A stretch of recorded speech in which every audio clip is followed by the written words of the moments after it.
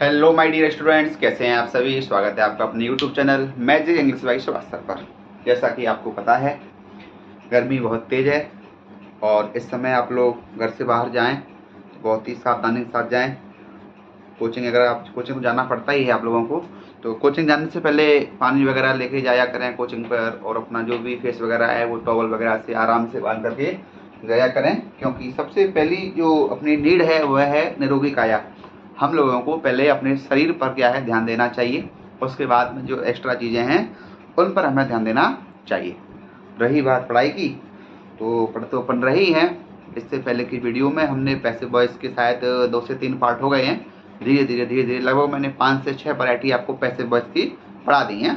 आप पहले उन चीज़ों को देखें कैसे क्या रहता है। आपने डायरेक्टली ये वाली वीडियो देखी तो आपको समझ में उतना नहीं आएगा जितना आना चाहिए, क्योंकि आपको उस टॉपिक का सिर पैर पता ही नहीं है।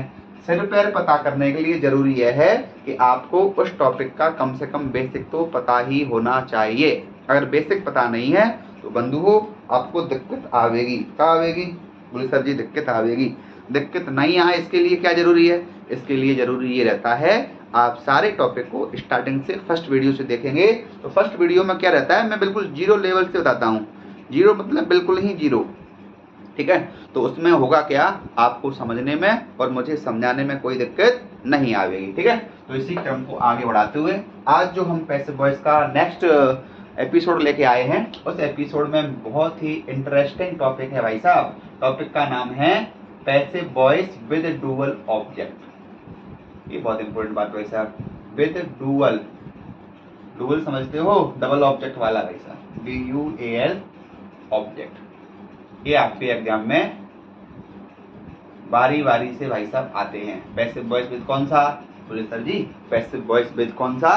बोले डुअल ऑब्जेक्ट। डबल ऑब्जेक्ट वाले पैसिव वॉइस आपके एग्जाम में भर भर के पूछे जाते हैं। अब ये डबल ऑब्जेक्ट वाली बीमारी क्या है, ये क्या सिस्टम है? तो भाई साहब आपको हमने शुरुआत में बताई थी ऑब्जेक्ट की परिभाषा, वो हम आपको यहाँ से फिर समझाते हैं। ऑब्जेक्ट क्या होता है?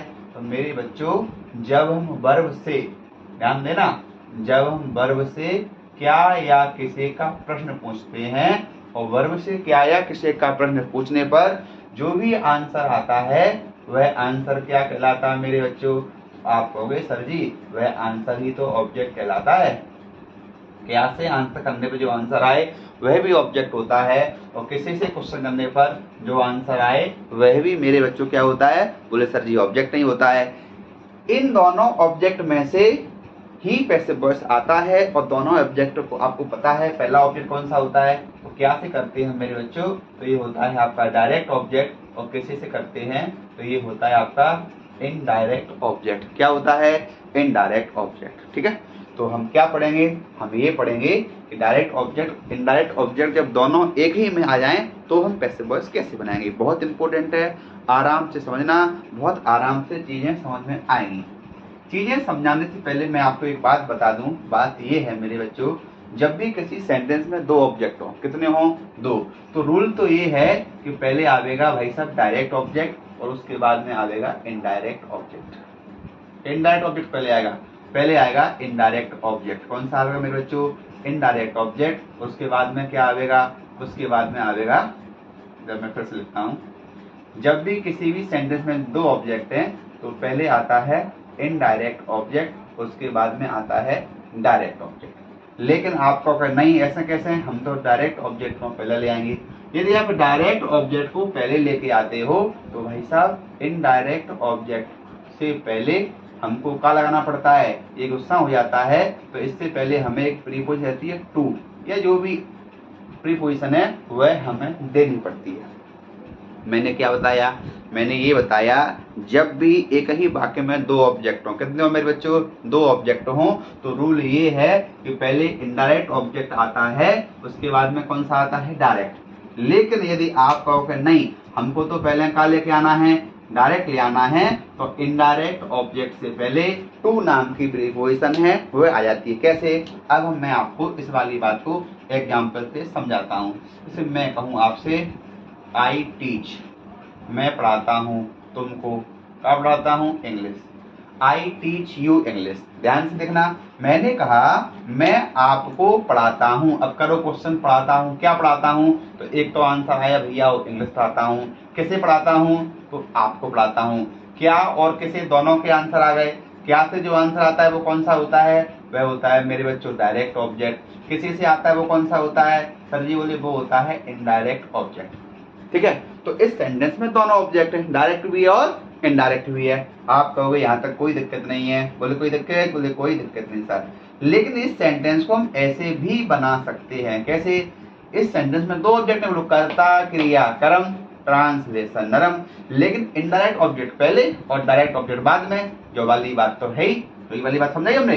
किसी भी सेंटेंस में सामान्यतः इनडायरेक्ट ऑब्जेक्ट पहले आता है और डायरेक्ट ऑब्जेक्ट बाद में आता है। ठीक है, ये वाली बात इसलिए समझा रहा है कि इसी बात पर बेस्ड है आगे का पूरा खेल। अगर आपको ये बात समझ में नहीं आई तो डबल ऑब्जेक्ट वाला पैसिव बस आपको आना ही नहीं है। ठीक है, अब क्या कर सकते? अब हम ये कर सकते, इसी वाली बात को हम ऐसे भी लिख सकते कि आई टीच इंग्लिश। हम क्या पढ़ाता हूँ? बोले इंग्लिश। बोले किसको पढ़ाता हूँ? बोले तुमको। तो ऐसी स्थिति में यहाँ पर भैया टू आ जाएगा। क्या आ जाएगा? टू। मतलब का मतलब फिर से सुनो हमारी बात, जब भी एक ही सेंटेंस में दो ऑब्जेक्ट हो, डायरेक्ट भी और इनडायरेक्ट भी हो, तो रूल तो जो है पहले इनडायरेक्ट ऑब्जेक्ट आता है फिर आता है डायरेक्ट। इस वाली बात को मैं ऐसे समझाता हूँ, आपको ध्यान होगा तो ऑफलाइन के बैच में मैं कहता हूँ भैया एक झोपड़ी है, ऐसे करें। ठीक है, इस झोपड़ी में भैया आप हम बढ़िया झोपड़ी बना दें, पूरा सिस्टम सेट करना पड़ेगा। इस झोपड़ी में भैया एक खिड़की है, खिड़की में से आप देख रहे हो और यहाँ पर बढ़िया बदल हो रहा है, बारिश हो रही है बहुत बढ़िया से। ठीक है भाई साहब, बारिश भी करनी पड़ेगी, पूरा माहौल बनाना पड़ेगा आपके लिए समझाने के लिए। अब इस बारिश में एक तो इंसान भीग रहा है, इंसान, और एक कोई वस्तु है, जैसे साइकिल ही है। मैं तो हमेशा साइकिल का ही एग्जांपल लेता हूँ। अब आपको इस गैलरी में, जो भी आपकी गैलरी है, इस गैलरी में एक चीज आ सकती है, या तो इंसान आ जाएंगे दादाजी भीग रहे, या आपकी जो प्रिय वस्तु है वो वस्तु आ जाएगी। तो आप किसको अंदर लेके आएंगे? अंदर एक ही चीज आ सकती है, या तो इंसान या कौन, आपकी साइकिल है या कोई वस्तु है। यदि आपके अंदर इंसानियत है तो आप कहोगे दादाजी आप अंदर आ जाओ, इंसानियत है तो। और आप कतई दुष्ट हो तो कहोगे ना, हम 6 महीना रोए थे तब माई पापा ने हमारा ने साइकिल मंगवाई थी, तो आप कहो की बात नहीं मानोगे, अब साइकिल को ले आओगे। तो ठीक वही वाली बात है बेटा, साइकिल मतलब होती है नॉन लिविंग, नॉन लिविंग का मतलब होता है कौन सा ऑब्जेक्ट? Direct object. और जो व्यक्ति है बेचारा, इस व्यक्ति कौन सा है? Indirect object. तो हमेशा हमें इंसान को प्रायोरिटी देनी चाहिए, इंसान पहले आए वस्तु बाद में आए। यही खेल है, यही कंसेप्ट है। इतनी बात आप समझ पाए क्या? मैं एक बार फिर समझा रहा हूँ, एक सेंटेंस में जब दो ऑब्जेक्ट होते हैं, एक होता है उनमें इनडायरेक्ट, एक होता है डायरेक्ट। ठीक है, क्रम क्या रहता है? क्रम ये रहता है, पहले हम इनडायरेक्ट ऑब्जेक्ट का प्रयोग करते हैं, बाद में करते बेटा डायरेक्ट ऑब्जेक्ट का प्रयोग। कोई दिक्कत? आप कहोगे कोई दिक्कत नहीं है, लेकिन कहूँ आपको मन जो कहे कि नहीं हम तो डायरेक्ट ऑब्जेक्ट पहले ले आएंगे इनडायरेक्ट बाद में, तो कुछ नहीं करना होता है। उस इनडायरेक्ट ऑब्जेक्ट से पहले हमें प्रीपोजिशन टू लगा देनी होती है। कैसे? ये वाली बात मैंने आपको यहाँ एग्जाम्पल से समझाने का प्रयास किया है कि आई टीच यू इंग्लिश, इसमें दो ऑब्जेक्ट हैं, मैं पढ़ाता हूँ। बोले क्या पढ़ाता हूँ? बोले सर जी इंग्लिश पढ़ाता हूँ, तो ये भी ऑब्जेक्ट है। क्या से जो आंसर आता है वो कैसा होता है? बोले सर जी डायरेक्ट ऑब्जेक्ट होता है। किसे पढ़ाता हूँ? तो तुमको पढ़ाता हूँ, ये कौन सा है? बोले सर जी इनडायरेक्ट ऑब्जेक्ट है। कौन सा है? इनडायरेक्ट ऑब्जेक्ट है। यहाँ तक कोई समस्या यदि आपको हो तो आप मुझे बता सकते हो। बोलो हैव यू एनी प्रॉब्लम? बोले नहीं है सर जी, कोनो प्रॉब्लम नहीं है, बिल्कुल बातें क्लियर हैं। क्लियर हैं? आप कहोगे सर जी बिल्कुल ही क्लियर हैं। अब देखो आप हमारी बात आगे की, अब हम आते हैं पैसिव वॉइस पे। तो देखो रूल तो आपको पता ही है, कौन से रूल हैं। सबसे पहला रूल कौन सा बेटा? पहला रूल है मेरे बच्चों ऑब्जेक्ट का तो ऑब्जेक्ट का सब्जेक्ट। दूसरा क्या था? बोले सर जी दूसरा था टू बी टेंस के अनुसार। ये वाली बात है मैं पहले ही पढ़ा चुका हूँ, आपको आनी चाहिए। तीसरी क्या है? बोले वर्ब की थर्ड फॉर्म। चौथा क्या है? वाई सासू माँ। सासू माँ का नाम बड़े ही सम्मान से लेना होता है बेटा, ध्यान करना, हाँ नहीं तो गड़बड़ हो जाएगी। ऑब्जेक्ट का सब्जेक्ट, इसका उल्टा का हो जाएगा सब्जेक्ट का ऑब्जेक्ट। ये कहानी है। अब हम आपको कुछ एग्जाम्पल देते हैं, उन एग्जाम्पल के माध्यम से आप समझोगे कैसे कैसे यूज होना है। यहाँ तक कोई समस्या हो तो आप मुझे बताएं, कमेंट करके बता सकते हो। चलो अब मैं लेता हूँ एग्जाम्पल। ये मैं बॉर्डर खींच दूँ, आपको समझने में दिक्कत या तकलीफ ना हो, आपको सुविधा देना हमारा परम कर्तव्य है। और बस चलते हैं अब हम। देखो भैया, मैंने कहा आपसे आई टीच यू इंग्लिश। लो पहले हम इसका ही पैसिव वॉइस बनाते हैं। आई टीच यू इंग्लिश, इसका हमको क्या बनाना है? बोले सर जी इसका बनाना है हमको पैसिव वॉइस। कौन सा वॉइस? बोले सर जी पैसिव वॉइस बनाना है, बना देंगे, कोई दिक्कत नहीं है। थोड़ा इंग्लिश की मीनिंग बहुत वीआईपी लिखी है, आप गौर कर पा रहे हो तो। हाँ, इंग्लिश में हमने जी तो लगाया ही नहीं है। चलो ENGLISH। तो पहला रूल बोलो इसमें, ये आई क्या है सर जी? आई सब्जेक्ट है। टीच क्या है? बोले वर्ब है। ई दोनों का? बोले ई दोनों ऑब्जेक्ट हैं। कि हम पढ़ाता हूँ, क्या पढ़ाता हूँ? बोले इंग्लिश। कैसे पढ़ाता हूँ? बोले तुमको, दोनों ही ऑब्जेक्ट हैं। और अपना पहला रूल कहता है ऑब्जेक्ट को हम क्या बना देंगे? बोले सर जी ऑब्जेक्ट को हम बना देंगे सब्जेक्ट। क्या बना देंगे? सब्जेक्ट। कैसे बनाएंगे? बोले बड़े ही आराम से बनाएंगे, हौले से बनाएंगे, धीरे से बनाएंगे और समझ के बनाएंगे। तो आप बताओ, जहाँ में एक इंसान है और एक वस्तु है, एक लिविंग है एक नॉन लिविंग है, तो नियम क्या कहता है? नियम ये कहता है पहले दादाजी अंदर आए। नियम तो यही कहता है पहले जो लिविंग वस्तु वो अंदर आनी चाहिए। तो हमें भी भाई साहब सेंटेंस पहले जो लिविंग ऑब्जेक्ट है ना उससे बनाना चाहिए। अगर उससे बनाओगे तो गलती होने की संभावना कम हो जाएगी। कैसे? देखो भैया, ऑब्जेक्ट यू है तो यू का बोलो का आ जाएगा यू। कोई दिक्कत? रूल नंबर पहला का हो गया बेटा। बोले रूल नंबर पहला हो गया अप्लाई। हो गया? बोले सर जी हो गया। अब क्या करना है? यू के बाद का है रूल? बोले टू बी टेंस के अनुसार प्रेजेंट इंडेफिनिट है, अगला टेंस में जाएगा तो एज एम और आर होती हैं। चूंकि यू प्लूरल है तो यू के साथ का आ जाएगा? बोले सर जी यू के साथ आ जाएगा आर। का आ जाएगा? आर। वर्ब की थर्ड फॉर्म टीच का बोलो का हो जाएगा? बोले सर जी टीच का हो जाएगा टॉट। बोले यू आर टॉट का आपको पढ़ाया जाता है? बोले इंग्लिश। अब यहाँ रख देनी है इंग्लिश। वाई किसके द्वारा? बोले वाई आई का हो जाएगा मी। एक तरीका तो है भाई साहब ये। फिर सुन लो, ये ऑब्जेक्ट है ये वाला, इसको ले आए हम पहले, आ गया यू। पहला रूल लग गया ऑब्जेक्ट का सब्जेक्ट, रूल नंबर पहला अपना, ठीक है। दूसरा टू बी टेंस है, प्रेजेंट इंडेफिनिट। मोहल्ला की लड़की है, दूसरे शहर में जाएगी तो प्रेजेंट इंडेफिनिट के अगला शहर कौन सा? Present continuous. क्योंकि प्रेजेंट कंटिन्यूअस में तीन हेल्पिंग वर्ब होती है बेटा। कौन सी? एज एम और आर। यू के साथ क्या आएगा? आर। वर्ब की कौन सी फॉर्म है? थर्ड फॉर्म है। इंग्लिश का इंग्लिश बाई मी। ये तो एक तरीका हो गया। इसी वाले पैसिव वॉइस को हम इंग्लिश से भी बना सकते हैं भैया, बना दें। लो भैया, पहले का आ गया? बोले इंग्लिश आ गया। चूंकि यू के साथ आर आया है, अब इंग्लिश के हिसाब से क्या आवेगा? एज। टॉट का टॉट आवेगा। लेकिन एक बात बताओ, इंसान को छोड़े आए पीछे तो अब ये यू गुस्सा नहीं होगा? इस यू को मनाने के लिए टू लगाना पड़ेगा। वही वाली बात जो आ गई। अगर आप डायरेक्ट ऑब्जेक्ट पहले लेके आओगे तो इनडायरेक्ट से पहले का लगाना पड़ेगा? बोले सर जी टू लगाना पड़ेगा। बाकी यू का यू, इसके द्वारा वाई मी। ये है भैया, इसको आप तनक निहार लो, अच्छे से देख लो। सीधी नजरों से नहीं समझ में आए तो थोड़ा तिरछी नजरों का भी प्रयोग कर लो। यहाँ तक आपको कोई बात जो दिक्कत दे रही हो हमको बता सकते हो। बोलो भैया, if you have any problem you can tell me. बहुत इंपॉर्टेंट कंसेप्ट है, बहुत आसान है, कुछ ऐसा भी नहीं ऐसा बहुत विशेष हो, इतना टफ है कुछ नहीं है। दो बातें हैं कि भाई साहब डुअल ऑब्जेक्ट वाला सिस्टम है। सामान्यतः सेंटेंस में दो प्रकार के ऑब्जेक्ट होते हैं, एक लिविंग एक नॉन लिविंग। लिविंग को कहे हुए हैं इनडायरेक्ट, और नॉन लिविंग को कहे हुए हैं डायरेक्ट। पहले कौन सा आता है? इनडायरेक्ट। फिर कौन सा आता है? डायरेक्ट आता है। लेकिन कहूँ हमारा मन नहीं माने तो भैया मन तो मन ही है, मन का हम क्या कर सकते हैं बालक। अगर आपको नहीं हम तो डायरेक्ट लेके आएंगे तो डायरेक्ट ले आओ, कोई दिक्कत नहीं है। इस स्थिति में आपको इनडायरेक्ट से पहले क्या करना पड़ेगा?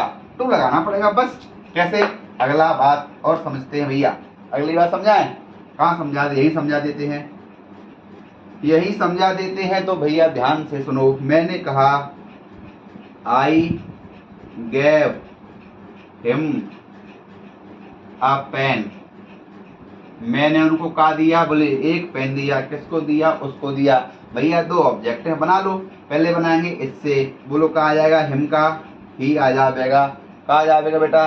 हिम का आएगा ही, कोई दिक्कत? आप कहोगे कोनो दिक्कत नहीं है सर जी, हिम का तो ही आ गया। बोले बहुत बढ़िया। टू बी टेंस चूंकि गैब है यानी पास्ट इंडेफिनिट है, एक टेंस आगे जाएगा तो भैया ही के साथ का आवेगा वॉज, वर्ब की थर्ड फॉर्म यानी का आ जाएगा। बोले गिवन आ जाएगा। क्या दिया गया भैया? बोले एक पेन दिया गया। He was given a pen, उसको क्या दिया गया? बोले पेन दिया गया। बोले किसके द्वारा दिया गया? बोले बाई हम यानी मी, मेरे द्वारा दिया गया, मेरे द्वारा उसे एक पेन दिया गया। एक तरीका तो जो है। अब बनाएंगे कैसे? अपन इससे बनाएंगे तो भैया अब पेन आ जाएगा, चूंकि ही के साथ में भी वॉज आता है, अब पेन के साथ में भी वॉज आता है, तो अ पेन वॉज गिवन का आवेगा। बोले सर जी गिवन का तो गिवन ही आवेगा, लेकिन का अब यहाँ पर टू आ जाएगा हम से पहले। किसके द्वारा? बोले बाई हम यानी बाई मी।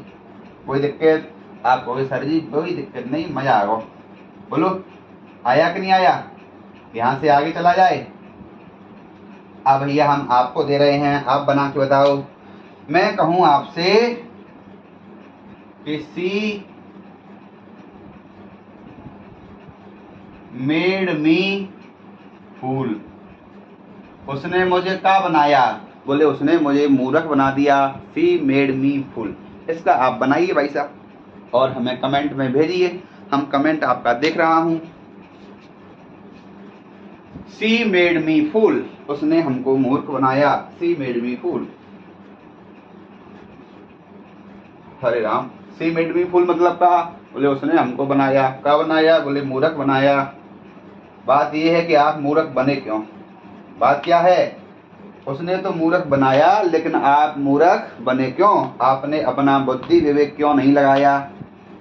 बन गया? बन गया भैया। हम देखते हैं। बोले दो तरीके हैं, दो ऑब्जेक्ट हैं। हम आपको सलाह दे रहे हैं बेटा, भले उन दो ऑब्जेक्ट हैं लेकिन बनाना कैसे? इंसानियत से, यानी इंसान को पहले लेके आना। नहीं तो पेपर के प्रेशर में तू तो भूल ही जाओगे, तुम गड़बड़ हो जाएगा बेटा। हमेशा सलाह दी जाती है इससे बनाना। बोलो मी ऑब्जेक्ट है तो सब्जेक्ट का? बोले सर जी आई। बहुत बढ़िया। मेड है यानी पास्ट टेंस है, पास्ट टेंस है यानी पास्ट इंडेफिनिट है, एक टेंस आगे जाएगा मतलब वॉज या वर। चूंकि आई के साथ का आवेगा? बोले सर जी आई के साथ तो वॉज आता है। बहुत होशियार हो आप लोग। मेड का आ जाएगा? बोले मेड आ जाएगा। आई वॉज मेड, हमको बनाया गया का? बोले हमको उल्लू बनाया गया, मूर्ख बनाया गया। बोले किसके द्वारा? बोले बाई सी। सी माने का? हर। सी हर हर, सी हर हर, ये तो आपको याद ही होगा। एक तरीका ये था, दूसरा तरीका ये है। कौन सा है भैया? देख लो। अब बनेगा कैसे? फूल। फूल भैया, फूल माने फिर मूर्ख, तो फूल वॉज मेड, फूल बनाया गया। फूल वॉज मेड। जम नहीं रही वैसे जवाब, लेकिन क्या करें, नहीं जमे तो नहीं जमे। मूर्ख बनाया गया, फूल वॉज मेड, मूर्ख को बनाया गया। I was made fool, fool was made. भाई साहब ठीक है, फूल वॉज मेड बना लो, लेकिन सेंस नहीं आ रहा है। फूल वॉज मेड क्या? किसके द्वारा? Fool was made me, to me, to me, to me, to me. किसके द्वारा? बाई है। ये आपका सिस्टम है, ये है passive voice of dual object. ठीक है। एक क्वेश्चन वो बता रहे जो पेपर में आता है। कौन सा आता है पेपर में? पेपर में आता है भैया वो mister Gupta, TEACHES, teach us Hindi. Gupta ji हमको क्या पढ़ाए हैं? बोले गुप्ता जी हिंदी पढ़ाए हैं। इसका पैसिव वॉइस का बनेगा बालक? तो भैया पहले से बनेगा इससे। बोलो यस का हो जाएगा? वी। टीच यानी प्रेजेंट इंडेफिनिट, एक टेंस आगे जाएगा तो बी आर टॉट, TAUGHT का हिंदी। उनके द्वारा? बोले बाई मिस्टर हो गुप्ता, हमको क्या पढ़ाई गई? बोले we are taught Hindi, by mister Gupta, mister के द्वारा हमको क्या पढ़ाई गई? बोले हिंदी पढ़ाई गई। कोई दिक्कत? कोई दिक्कत नहीं है। यहाँ तक कोई समस्या हो तो बताइए। एक क्वेश्चन आप बनाओगे भैया, और बनाओगे जितने लोग भी देखेंगे वो सब भैया इसको बना के भेजना। क्या है? काऊ गिव्स अस स्वीट मिल्क, गैया हमको देती है, काऊ गिव्स अस स्वीट मिल्क। इसका पैसिव आप लोग बना के हमको क्या करोगे? कमेंट में इसका आंसर दोगे। Cow gives us sweet milk. Okay. हाँ, कैसा लगा? बढ़िया लगा? कोई दिक्कत नहीं, बढ़िया रहो, बाकायदा पॉइंट टू पॉइंट चीज़ों को समझो, स्टेप बाय स्टेप नोट्स बनाओ। बहुत बढ़िया सिस्टम है भाई साहब। ठीक है, आपको पूरा आराम मिलेगा। Okay bye, take care.